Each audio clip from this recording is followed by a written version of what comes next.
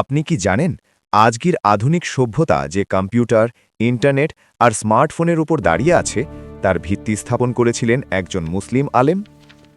আমরা কি শুধু জানাজা পড়ানোর জন্য মাদ্রাসা তৈরি করছি নাকি পৃথিবীর শাসন করার মতো নেতৃত্ব তৈরি করছি?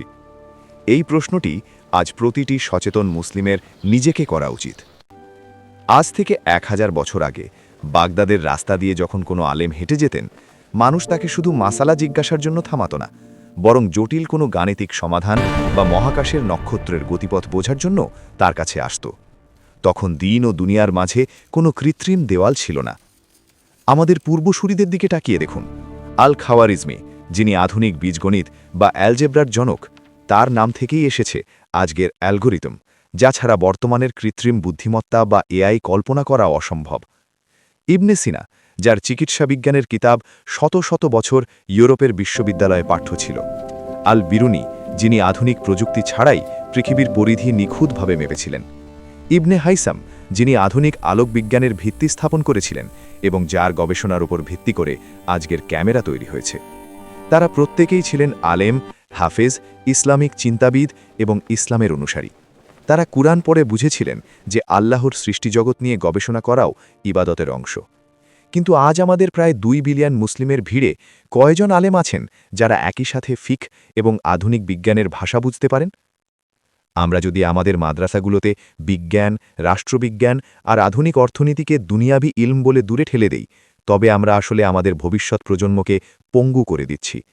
এর কুফল হবে ভয়াবহ। প্রথমত, আমাদের তরুণদের মধ্যে একটি মানসিক বিভাজন তৈরি হবে। তারা দিনের জন্য মাদ্রাসায় যাবে আর কেরিয়ারের জন্য লর্ড মেকলের তৈরি করা বস্তুবাদী শিক্ষা ব্যবস্থার দিকে ঝুঁকবে। দ্বিতীয়ত, রাষ্ট্র পরিচালনার জন্য যে অর্থনীতি বা রাজনীতি দরকার তা যদি আমাদের আলেমরা না জানেন, তবে এই সমাজের নিয়ন্ত্রণ চলে যাবে দিনহীন মানুষের হাতে। ফলে ইসলামকে মানুষ শুধু একটি ব্যক্তিগত ধর্মীয় আচার হিসেবে দেখবে, পূর্ণাঙ্গ জীবন ব্যবস্থা হিসেবে নয়। আমাদের দরকার এমন একটি সমন্বিত শিক্ষা ব্যবস্থা যেখানে সকালে হিফজ হবে আর দুপুরে কোডিং শেখানো হবে, যেখানে ইমাম আবু হানিফার ফিকহ পড়ানো হবে আর বিকেলে আধুনিক অর্থনীতির ব্যবচ্ছেদ করা হবে। কওমি মাদ্রাসার প্রতিটি ছাত্রকে এক একজন আধুনিক স্কলার হিসেবে গড়ে তুলতে হবে, যেন তারা শুধু জানাজায় নেতৃত্ব না দেয়, বরং আন্তর্জাতিক নীতি নির্ধারণী টেবিলে বসে ইসলামের প্রজ্ঞা দিয়ে বিশ্বকে পথ দেখাতে পারে। আমরা কি শুধু অতীতের গৌরবময় ইতিহাস শুনে হাততালি দেব, নাকি নতুন ইতিহাস লিখব? সিদ্ধান্ত আমাদেরই নিতে হবে। আমরা একটি আধুনিক, জ্ঞানভিত্তিক এবং শক্তিশালী মুসলিম সমাজ গড়তে চাই। আপনার কি মনে হয় আলেমরা এই উদ্যোগ নেবেন? কমেন্টে বলুন আর ভালো লাগলে শেয়ার করুন। যদি কোনো সময় এই উদ্যোগ বাস্তবায়ন হয়, তাহলে এই নেকি আমরা সবাই পাব। আল্লাহ আমাদের সঠিক পথ দেখান। আমিন।